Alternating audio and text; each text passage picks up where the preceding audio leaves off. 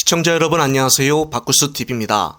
지금 국힘당 정진석 의원의 1심 판결을 놓고 오히려 여의도가 뜨겁습니다.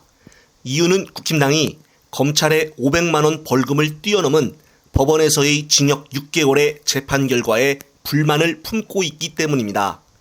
특히나 국힘당 대변인 전주혜 의원은 1심 담당 판사의 이름을 언급을 하며 노사모라고 해도 과언이 아니라고 큰 목소리를 내어 논란이 되고 있습니다. 따라서 서울중앙지법이 주말에 예전에는 없었던 정말 이례적으로 공식 입장문을 내고 국힘당의 비판에 반박을 하고 나섰습니다. 이화송 서울중앙지법 공보판사는 한 언론에 이번 정진석 의원 판결 이후 재판장의 정치적인 성향을 거론을 하며 해당 판결과 재판장에 대해서 과도한 비난이 제기되는 상황에 관해 깊은 우려를 표명한다고 밝혔습니다. 서울중앙지법은 사건을 담당한 재판장에 대해서 판결 내용과 무관하게 과도한 인신공격성 비난을 하는 것은 받아들이기가 어렵다고 조선일보를 언급을 하며 이례적으로 비판을 했습니다. 그러면서 일부 언론에서 거론하고 있는 내용만을 토대로 법관의 사회적 인식이나 가치관에 대한 평가를 할 수는 없는 것이고 SNS 일부 활동만으로 법관의 정치적인 성향을 단정짓는 것도 매우 위험하다고 지적을 했습니다.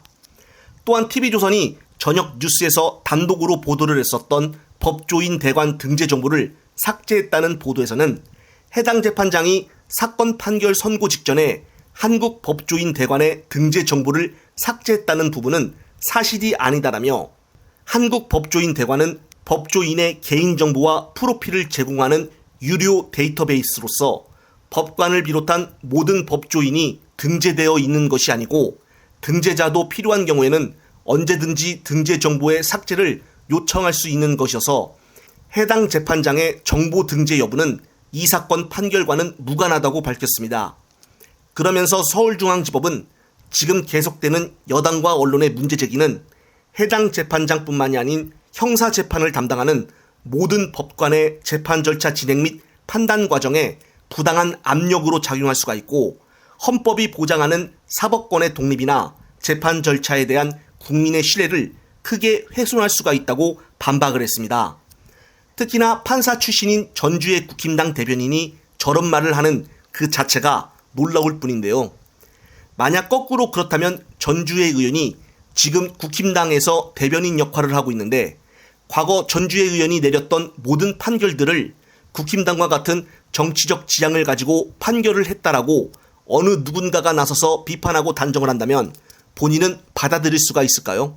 반대로 얼마 전에 민주당에서 이재명 대표를 수사하고 있는 수사검사들의 명단을 공식 석상에서 실명을 언급을 했다고 그걸 두고서 좌표찍기다. 그리고 이거 사법방해다.